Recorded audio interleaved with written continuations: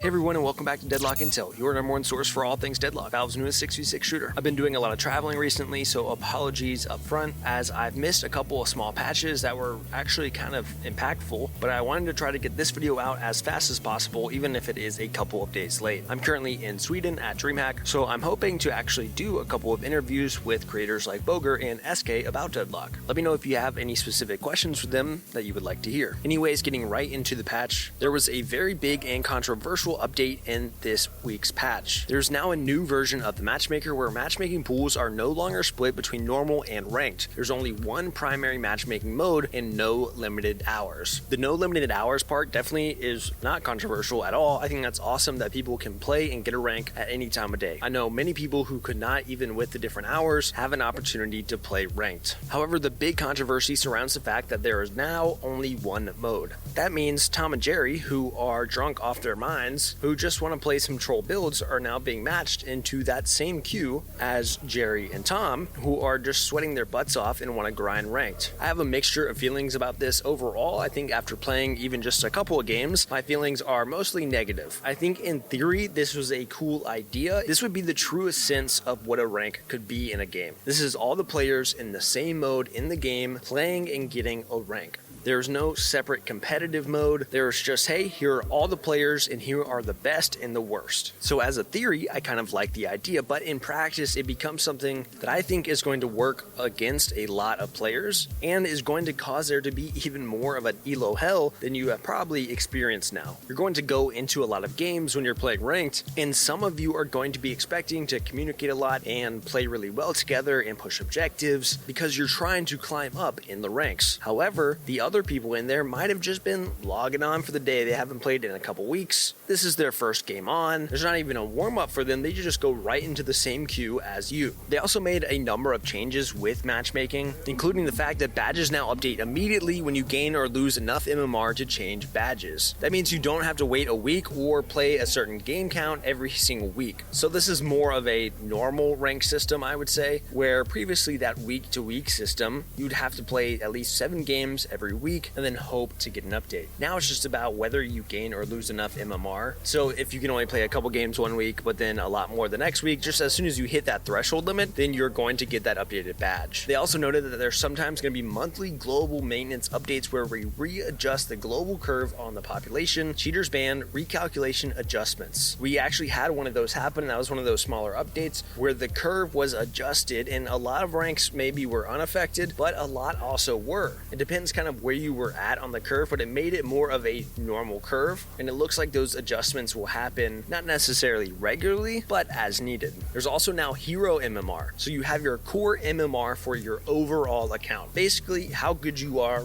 overall, and then you're going to have your MMR per hero that is going to be offsets of that core MMR. So when you queue into a game, they're going to match you based on the hero's MMR that you are playing. So if you've never played Kelvin before, or if you're just really bad at Kelvin, you can't hit your snowballs for some reason, they're going to be putting you in an easier match than if you're a Vindicta main that hits all her shots. A little suspiciously at that. They're going to be basing this on the 20 most recent games with that hero, and on your profile they have a UI that shows you what they think your relative ranking for each hero is, though they expect to change how this is being calculated. So as for me, someone who is painfully average, looks like they think I am Archon 3 with basically the people I've played: Seven, Kelvin, Haze, Warden, and Wraith. After that, you'll see those red down arrows beside the different hero names, showing that I am considered worse with them. They've also now added leaderboards per region as well as an overall leaderboard. So there is a top 1000 core MMR leaderboard, so that is your overall ranking, as well as a top 1000 hero MMR leaderboard. In order to be on these leaderboards, you have to have at least 50 games played in the last 30 days. And for each hero, you have to play at least 20 games on that hero in the past 30 days. This is a really cool feature to get certain names recognized, which I've always appreciated about games that have these very visible leaderboards built into the dash. That means we will also see more of these YouTubers who say they are the #1 Infernus McGinnis or whatever it may be, or just number one overall player in North America, and now they have a way to back that up actually in the client. Also with matchmaking, you can now queue as any party size. There's restrictions on that, especially in ranked, as you know, but if the range of skill in your party is too wide, then that amount of MMR you can gain is going to be reduced. This is kind of their way of combating smurfing more or less. We know that Valve does not like smurfs in any of their games, especially looking at Dota. So if there's a player that they don't know much about, so a new account playing with a very high skill account, then they're not going to be giving much MMR to that high skill account until they know really how that party overall is. The limit on high MMR party sizes is now 3, which applies to Ascendant 1 and above. Also a change that I think is good overall, especially with the fact that they now have no limits to the time you can play. If they consider a match bad quality, then they're going to weigh the match less heavily towards a rank update. So if you're up at 3 in the morning and it takes you a while to get a match and you happen to get matched against players who are a lot better than your team, they're going to weigh that less heavily. There's also a command that you can use to only play with solos, so you're not playing against parties. I know they're having some difficulties with this, but I believe they are working on it. Also, when queuing as a party, you can override the default balance-oriented lane assignment system, so you are making the system prioritize putting you guys together in the same lane. That was a big grievance of a lot of players, the fact that you would queue with your duo and just end up in separate lanes and have to ask repeatedly to change. Speaking of changing lanes, there's now a swap lanes feature that is super cool, so you can request a swap. It reminds me honestly of League of Legends in like ARAM or in Draft Pick, where you could switch heroes with someone and choose that switch option and someone can accept or deny it. Just show the average badge of each team in post game. Now moving out of that matchmaking section and just into more general changes. On the map, you'll now notice that there are icon variants for different size camps, whether they are high or low ground. For idiots like me, this is super helpful because I would just be running around trying to figure out if it was up on the roof or down in some tunnel somewhere. A lot of active items were just slightly updated, where there is now a cast delay of 0.1 second, so they all match, and they also no longer interrupt sliding. There were a lot of sound updates for a number of things. I can't go through every single one, but they added music and ambient sounds to the hotel. They updated the patron's voiceover to give Amberhan some lines that are unique to him, as opposed to having those identical lines of Sapphire Flame. They also updated a number of heroes' voiceovers, adding some content as well as remastering a lot of them. That includes Bebop, Viscous, Paradox, and Kelvin. They also did this to some of the heroes in Hero Labs, including Fathom, Magician, Trapper, Viper, and Holiday. You'll notice some abilities like Yamato's Flying Strike, Mo and Krill's Burrow and Sandblast, and Lash's Flog also have some new sounds. Soul sharing ratios continue to be updated and tweaked bit by bit, as well as hero kill souls being decreased from 175 to 2000 to 175 to 1600. They tweak this stuff pretty much every week, where they're really just trying to figure out, I think, when they want farming to matter and how much they want kills to matter. This changes a lot of what this game is about and whether or not you should be split pushing, farming, or if you see your team fighting, should you always go over there. So this is a very delicate thing that I expect them to keep going back and forth on for a while, so I'm trying not to get too attached to any of that. There's some big Walker updates, as Walker Stomp now deals 10% max HP as damage, Laser now deals 2% max HP DPS, Walkers now provide nearby allied heroes 25% bullet and spear resistance, and they now have resistance based on how many nearby enemies there are. So when there's only one, they have 0 extra resistance, but when there are 6, they have 40% resistance. So if there's a large attacking team, they're going to be more tanky. Middle lane Walkers HP was also increased from 5800 to 8000, while the side Walkers is 5175. I really like these updates to Walkers and Guardians. You guys will hear me rant about this every single video as they make changes, but I feel like they need to be scarier. Objectives should not be something that you can just all group up and push down extremely easily. If there's an enemy underneath a Walker, it should be hard to push that even if a few of you group up. I've liked these changes a lot. Even in just the few games I've been able to play, having an Abrams try to dive me on Guardian and on Walkers, but having him pretty much die just from doing that just feels right.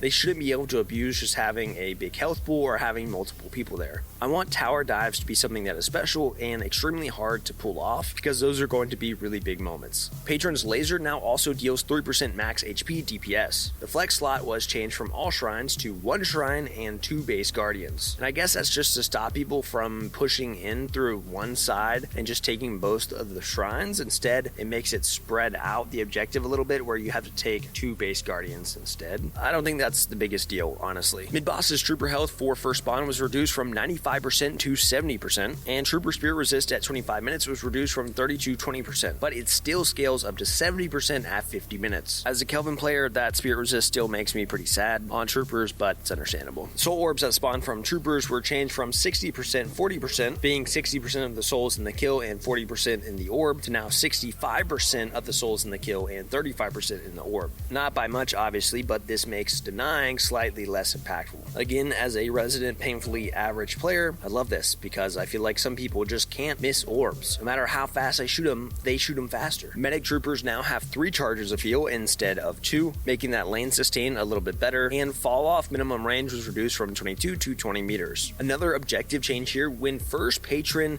is killed, that meaning that patron before it descends in a base, any existing hero respawns get reduced by 20 seconds, however, it does not reduce them below 10 seconds. This is really big, and I like this change a lot because it prevents people from just pushing all the way through. It kind of gives that team a second chance, especially if it's early on. If they've pushed into your base at 20 minutes or whatever it is, you guys are all dead, they've killed that first patron, you have 30 seconds on your death timer, well, now you get minus 10, meaning they can't necessarily push through quite as easily and just end the game right there. Power-ups also had their visuals updated, so looking like these more stone-like things, kind of more similar to that Rejuvenator look, and speaking of Rejuvenator, you also have to heavy melee to claim them. They also now start weaker and grow stronger, starting at 10 minutes and going to 40 minutes. So for the gun power-up, it now starts at 10% fire rate and 30% ammo, but will scale up to 30% fire rate and 60% ammo. The rest will all do the same thing, ultimately making them weaker than they previously were early in the game, but stronger than they previously were later in the game. I think scaling power-ups makes sense overall, so I'm not mad about that change. Urn's time to reveal was increased from 20 seconds to 25, so it now takes 25 seconds once you have the urn to be revealed on the map, and the initial urn bounty was reduced from 4050 to 3000. They've also moved some neutral camps on Amber Yellow and Sapphire Purple to rooftops closer to the Guardian. Now, another overall kind of update to things, or a rebalance, was to heal and anti-heal in the game. So they were reducing sustainabilities and items as well as anti-heal mechanics by some percentage, though some things were less than others. Honestly, I don't think it's worth me going through every single one of these. Basically, if there was a heal or anti-heal ability or item, they got a nerf built into them. So it was a blanket nerf to all of those things. Now going right into items. For weapon items, the most exciting thing is that there is a new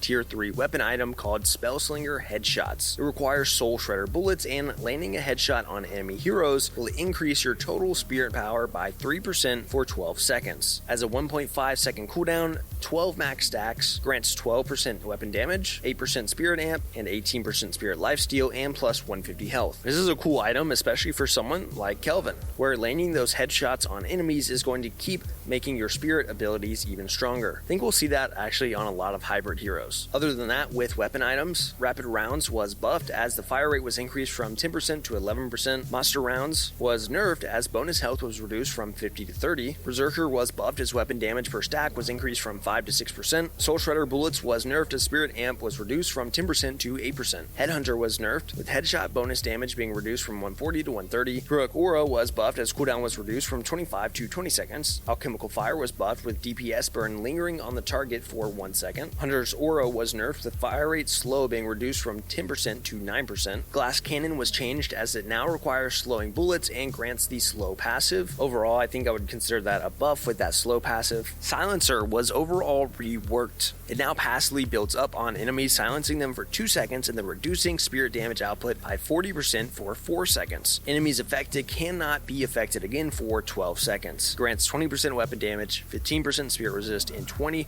debuff reduction. They also note that the buildup is a bit slower than something like Toxic Bullets. Lucky Shot was buffed as the damage multiplier was increased from 90% to 110%, and it now grants plus 150 bullet shield. For vitality items, melee lifesteal was buffed as it now grants a 3% bullet resist. Reactive Barrier was nerfed as bullet shield health was reduced from 400 to 350. Return Fire just changed as it now requires extra regen. Debuff Reducer was nerfed as debuff resist was reduced from 30% to 28%, but buffed as weapon damage was increased from 6 to 8%. Divine Barrier was changed as it now has a plus 8% ability range again instead of plus 6 spirit power. It no longer grants plus 1 sprint. Healing Nova was nerfed as it no longer has a 6% ability range. Healbane was buffed as duration was increased from 6 to 7 seconds. Debuff Remover was buffed as the active buff duration on Purge was increased from 3 to 4 seconds. And purging a debuff now also heals you for 10% max HP. Rescue Beam was was nerfed as the heal was reduced from 26 to 24%. Rescue Beam was nerfed as heal was reduced from 26 to 24%, and cooldown was increased from 26 to 36 seconds, and pool speed was reduced by 15%. However, it was buffed in that it now grants plus 6% ability range. Metal Skin was nerfed as the active now reduces your move speed by 1.5. Superior Stamina was buffed as it now grants plus 75 health, and it now increases wall jump count by 1. I've been seeing a lot more wall jump clips out there with these movement techs, so that's exciting. Majestic Leap also buffed as it now grants plus 6% spear resist. And Phantom Strike had a change as the cast range now ignores the Z height, similar to Lash's Death Slam. For spirit items, once again, we have 2 new items. First one being Spirit Snatch, which was a community recommended item. I love when they add stuff from the community, whether it is ideas for heroes or items, so I'm a big fan of this. Spirit Snatch requires Spirit Strike, causing your melee attacks to steal 12% spear resist and 26 spirit power for 16 seconds. It has a 6-second cooldown, and the buff stacks if you hit different heroes. It gives you plus 15% melee damage, 8% spirit resist, 125 health, and plus 1 sprint.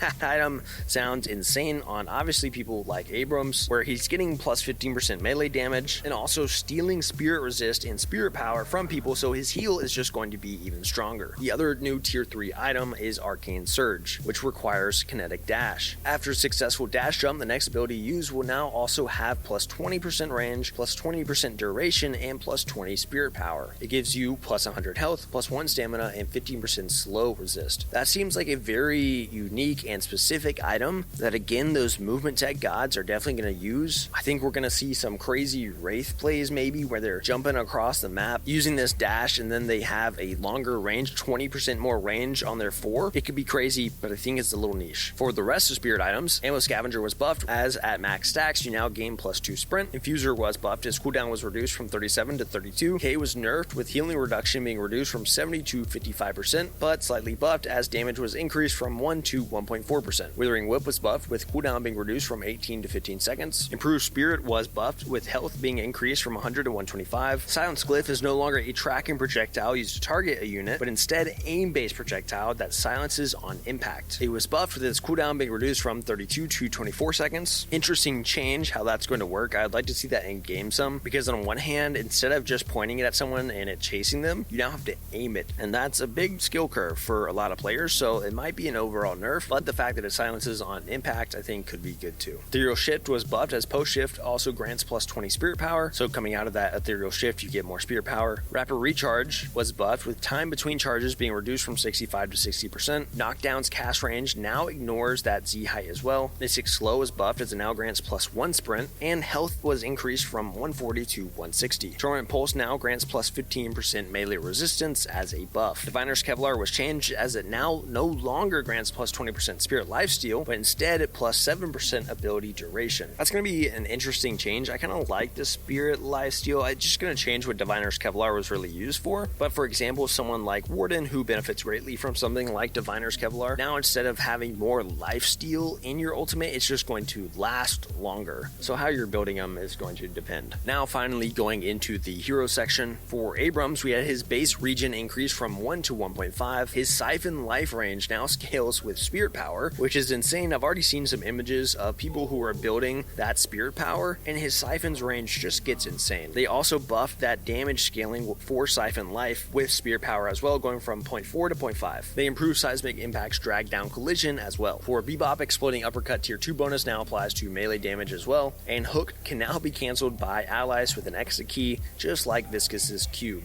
That overall is pretty... I think a lot of people are going to be happy about that, as this will stop a lot of troll Bebop players being able to troll their teammates. For Dynamo, Kinetic Pulse now slides around geometry when it hits an obstruction. Rejuvenating Aurora now allows you to reload during it. A lot of changes to Quantum Entanglement, as pulling allies no longer cancels their channels. It now has a visual indicator for allies that will teleport. The ally range was increased from 9 to 10 meters, so easier to grab them. Its cooldown was increased from 15 to 16 seconds. Tier 3 cooldown reduction was improved from -4 to -5 seconds, and Rejuvenating Aurora now allows you to use melee before the tier 3 upgrade. For Grey Talon, bullet damage was increased from 24 to 25. Health growth per boon was increased from 27 to 29. A lot of changes to Immobilizing Trap, as it now tethers targets rather than rooting them, similar to Vindicta's ability. The duration was increased from 1.25 to 1.5. It no longer applies a 50% slow for 1 second, but now the slow starts immediately for 30% and lasts until 2 seconds after the tether ends. Tier 2 was changed from plus 2 seconds slow to plus 1 second tether, and the radius was increased from 6 to 6.2. Tier 1's cooldown was improved from minus 19 to minus 20 seconds. I'm not much of a great Talon player, I'll admit, but I'm not sure what the point of making this into a tether really is. If anything, I think this makes it more difficult for great Talon players to hit their abilities once they are tethered, because previously the root kept them exactly in place, so really rewarding the fact that you actually landed a mobilizing trap. But now that even slight movement, I think, gives a little bit more space, though I've never had great Talons miss their arrows too often, so might not be a big deal. Guided Owl's camera now also returns more quickly when the owl collides very far away. For Haze, they fixed bullet dance, sometimes freezing your client. That's a good one. Using items during smoke bomb no longer breaks invisibility. I do really appreciate that update. Smoke bomb's cooldown was reduced from 37 to 30 seconds. Tier 1 was changed from minus 14 seconds to plus 6 invisible sprint speed. Tier 2 was changed from plus 6 invisible sprint speed to plus 15% lifesteal for 8 seconds. And Tier 3 was changed from 30% bullet lifesteal for 8 seconds to phases out for 0.5 seconds on cast and enables charges with 10 seconds of charge time. Haze's fixation damage versus objectives was reduced by 30%, which is a pretty big nerf to her as far as just pushing objectives, especially if a Haze gets behind and can't do anything but push objectives. Bullet Dance's bonus damage was changed from plus 5 bullet damage to plus 6 spirit damage with 0.1 spirit scaling, so more of a hybrid damage there. And Bullet Dance's tier 1 was changed to plus 7 spirit damage. Infernus's afterburn build-up decay time is now 15% slower. Concussive combustion's radius was increased from 12 to 13 meters, and tier 2 radius was reduced from plus 4 to plus 3. Ivy's stone form drag down collision was improved a little bit. Her bullet damage was increased from 5 to 5.2. I'm gonna go cry about that because I don't think we need any more bullet Ivies. However, the damage growth was reduced from 0.36 to 0.34, so hopefully that balances it out a little bit. They fixed being launched incorrectly when using stone form on certain geometry. We saw some clips of that when you would use it sitting on certain things and just get launched across the map. They also fixed stone form having a brief period of vulnerability after cast. Airdrop had a lot of updates as flight controls were improved a little bit. Duration was reduced from 17 to 16 seconds. The cooldown was increased from 85 to 90 seconds. Its speed can now be increased with move speed or sprint items, so we might see some pretty fast IVs flying through the air, and it now amplifies sprint values by 1.5x, so yeah, we're really going to see some fast IVs just going across the map. For Kelvin, Seismic, Impact, Death Slam, and Ground Strike now smash through Ice Path. That's a huge nerf that obviously as a Kelvin player I'm pretty sad about, because one of the biggest pros to playing Kelvin was that you could stop a lot of these abilities that otherwise would kill some of your out of place teammates. If they were pushed up too far and you had an Abrams that was about to dive your team, you could run in and ult over your entire team and protect them from that, but that is no longer the case. For Lady Geist, Essence Bomb self-damage spirit scaling was reduced from 2 to 1.8. Lash's ground strike drag down collision was improved. For McGinnis, bullet velocity was increased from 533 to 590. They fixed her wall triggering reactive barrier before the tier 3 stun. Mini turrets no longer have health scaling with your hero's health. Their spirit resist was reduced from 70 to 30%. Laugh a little bit because I appreciate that. Personally, as not a McGinnis player, I felt like McGinnis's were having a ton of turrets recently and they were very hard to kill. Their base health was increased from 75 to 150. They now gain plus 20 health per boon, and they now take at most 30% of their max HP per second from any damage source. So this means that turrets will always live at least 3 seconds. I think that is a fair change. Don't make them tankier, just give them more health and make sure they live a certain amount of time. I'm fine with that. They fixed mini turrets dying, causing you to lose sprint. Mini turret cycle time was reduced from 0.5 to 0.25. The DPS was unchanged, and bullet velocity was increased from 406 to 500. Mirage's tornado speed was reduced by 10%. They fixed tornado being usable while immobilized. Tornado and Fire Scarab's ability slots were swapped. That's going to be confusing for some people. Traveler's cooldown was increased from 130 to 145. Its tier 2 was increased from minus 40 seconds to minus 55 seconds. It can now also be cast by targeting the top bar portraits. That's a pretty cool change that you can use that ultimate ability and just click on the hero you want to immediately go to if they are on the map. For Mo and Krill, that headshot resistance that they added now only applies to the big head, so aim for the small head. And actually a pretty big change to Mo and Krill that is more of a nerf to McGinnis, if anything, is the fact that Burrow can now go under Spectral Wall. So if McGinnis is trying to run away and you're a Mo and Krill, you can go right underneath that wall and still get them. Combo now pulls the target closer to you over time. That's also big. Combo health gain was increased from 30 to 70. Sandblast duration was reduced from 3.5 to 3 seconds, and its tier 3 slow was reduced from 50% to 40%. This is kind of a mix of buffs and nerfs, and maybe it's just me, but Mo and Krill has felt very strong recently. I know there's a lot of jokes about how it's kind of a handicap hero where anyone can play Mo and Krill and do decently well, and I'm starting to think that there's a little bit of truth to those things. Though, granted, I don't think a Mo and Krill on their own